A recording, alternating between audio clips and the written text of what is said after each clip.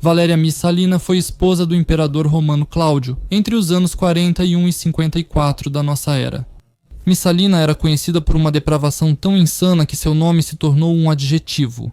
Essa mulher chocava até mesmo os romanos com suas fantasias obscenas, embora os costumes deles naquela época não fossem nada puros. Em vez de dar exemplo aos seus súditos, Messalina envergonhava o título de imperatriz com seu comportamento e chegou à completa loucura em sua depravação. Com seus amantes, ela manipulava Cláudio como queria. O marido fraco lhe obedecia em tudo. Além de uma depravação monstruosa, Messalina era marcada pela crueldade e total falta de coração. A menor resistência aos seus desejos sujos sempre levava à morte. Assim, por ordem dela, Júlia, irmã de Cláudio, foi tirada à vida, e ele foi enviado ao exílio. O filósofo Sêneca, condenado por ligação ilícita com a imperatriz, foi exilado. O patrício Apio Silano foi tirado à vida por ter rejeitado as propostas indignas de Messalina. Ao convidar belas matronas romanas para o palácio imperial, Messalina organizava orgias imundas nas quais elas eram obrigadas a comparecer e testemunhar sua própria vergonha. Os maridos das infelizes vítimas, que se recusavam a essa tortura moral, eram tirados à vida sem qualquer misericórdia. Aqueles que aceitavam o convite e eram cúmplices dessas orgias, Messalina recompensava generosamente. E antes de saber o que aconteceu depois, não se esqueça de curtir este vídeo, se inscrever no canal, ativar o sininho para não perder novas histórias estranhas e assustadoras e seguir o canal do Telegram do Strashnote. O link está abaixo do vídeo. Um dos amantes da senhorita Salina, ou seja, Lúcio Vitélio, como sinal de distinção especial, recebeu do imperador Cláudio o direito de tirar as meias das pernas da esposa dele. Todas essas sujeiras e indecências, é claro, causaram indignação geral contra Cláudio e sua esposa e logo deram origem a conspirações com o objetivo de substituir o imperador. O comandante das tropas na Dalmácia, Camilo Scribônio, ao iniciar uma rebelião, escreveu uma carta ameaçadora a Cláudio, pelo que foi afastado do comando e posteriormente tirou a própria vida. A carta de Scribônio assustou muito o covarde Cláudio. Ele ordenou uma investigação rigorosíssima. Todos os envolvidos na conspiração foram executados. Naquela época infeliz, muitos cidadãos romanos, nobres e matronas perderam a vida. Alguns dos investigados cometeram suicídio. Hipia, esposa de Peto, cravou uma adaga no próprio peito e, ao retirá-la, entregou-a ao marido, dizendo: "Pegue, querido, isso não dói nada." Assim, mesmo durante o reinado do débil Cláudio, que por natureza não era nada cruel, o sangue corria como um rio.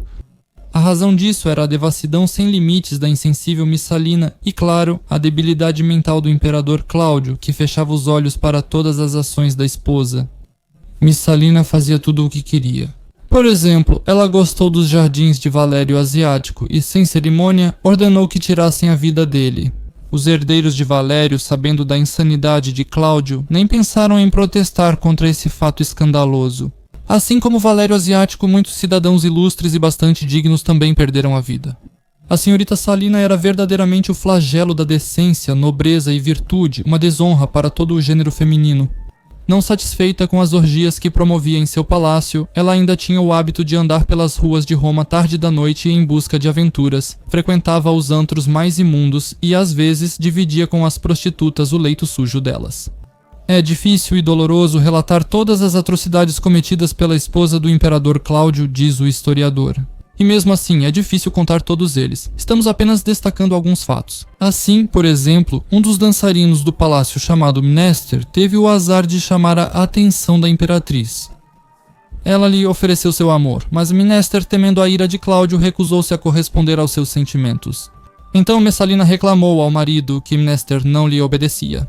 Cláudio chamou Mnester e ordenou-lhe que obedecesse incondicionalmente à imperatriz. Ele, é claro, cumpriu a ordem de Cláudio e tornou-se abertamente amante de Messalina. Uma das loucuras dessa mulher imoral foi a causa da sua ruína, Messalina.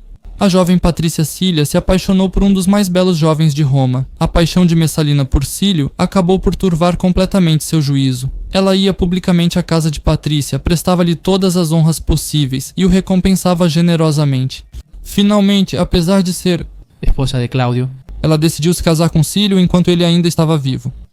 Messalina ordenou que fossem enviados para a casa de Cílio os escravos do imperador Cláudio, móveis, várias joias e outras coisas.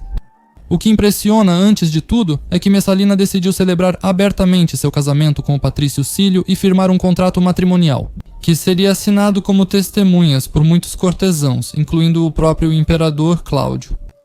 A ousadia de Messalina chegou ao ponto de ela mesma tentar fazer com que o marido assinasse seu contrato de casamento com Cílio. Cláudio, com sua habitual falta de discernimento, assinou como testemunha do casamento de Messalina com Cílio e, em seguida, partiu por algum tempo para o porto de Ostia. Naquela noite celebrou-se o casamento. Messalina, de traje de noiva, ofereceu sacrifícios solenes aos deuses para um matrimônio feliz. Depois, convidados foram chamados ao palácio para o banquete de casamento. À mesa, Messalina sentou-se ao lado de seu jovem esposo e, após o banquete, foi solenemente para casa com Cílio. Tudo isso poderia parecer um conto de fadas, se não fosse o testemunho dos contemporâneos, incluindo o historiador Tácito. Ele fala sobre o casamento de Messalina como um fato difícil de acreditar, mas que prova a total insanidade do imperador Cláudio e a loucura da ousada Messalina. De todos os cidadãos de Roma, apenas Cláudio não sabia o que sua digna esposa estava aprontando. Enquanto isso, os cortesãos e especialmente os libertos, antigos escravos, começaram a se preocupar seriamente. O imperador, posteriormente, ao saber das travessuras de Messalina, poderia ficar irritado com eles por não terem lhe contado sobre tal escândalo. Após consultarem entre si, os cortesãos decidiram contar tudo ao imperador. O primeiro a informar Cláudio foi Narciso. Depois, mais 2 cortesãos vieram de Roma para Ostia. E, caindo de joelhos diante do imperador, contaram que Cílio já havia se casado com Messalina e que ela prometia colocá-lo no trono imperial. Por isso, toda Roma ficou horrorizada. Cláudio ficou muito assustado, começou a achar que já havia sido deposto. E então, como que de propósito, Narciso confirmou tudo o que foi ouvido e aconselhou o imperador a cuidar de sua própria segurança. Cláudio ficou apavorado, sem saber o que fazer. Mesmo no acampamento dos soldados, ele não se sentia seguro e perguntava constantemente aos que estavam ao redor quem era o imperador, ele ou Cílio. Enquanto isso, Messalina, embriagada pela paixão, vivia tranquilamente na casa de Cílio, como se nada tivesse ocorrido. Ela planejou um baile de máscaras e convidou todos os seus favoritos para a casa de Cílio. A celebração ocorria no jardim. Cílio foi coroado com uma guirlanda luxuosa e Messalina liderava o coro das bacantes. Entre os convidados estava um médico chamado Vécio Valente, que também desfrutava do favor de Messalina. Enquanto se divertia com as bacantes, o médico teve a ideia de subir em uma das árvores mais altas do jardim. Evidentemente ninguém notou essa travessura. De repente, Vetsei gritou que uma tempestade estava se formando do lado de Ostia. E de fato uma tempestade se aproximava. Era Cláudio vindo vingar sua desonra. Ao ouvir essa notícia terrível, todos os convidados fugiram para onde puderam. Salina fugiu para os jardins de Lúculo, enquanto Cílio se escondeu no fórum. A senhorita Salina sabia do perigo, mas tinha a esperança de evitar a tragédia. Durante o encontro com seu esposo Claudio Missolini, não era raro conseguir acalmar seu esposo com carícias e promessas, evitando assim todo tipo de perigo. Ela planejava encontrar o marido quando ele chegasse a Roma, levou consigo os filhos Britânico e Otávia, convidou a velha Vestal Vibília e foi ao encontro do esposo. Ela cruzou a cidade sozinha, pois no perigo todos os seus favoritos a abandonaram, e perto dos portões avistou ao longe a comitiva imperial se aproximando. O primeiro a ver Messalina foi Narciso, que estava ao lado da carruagem de Cláudio, e fez de tudo para impedir que o imperador ouvisse os pedidos da esposa.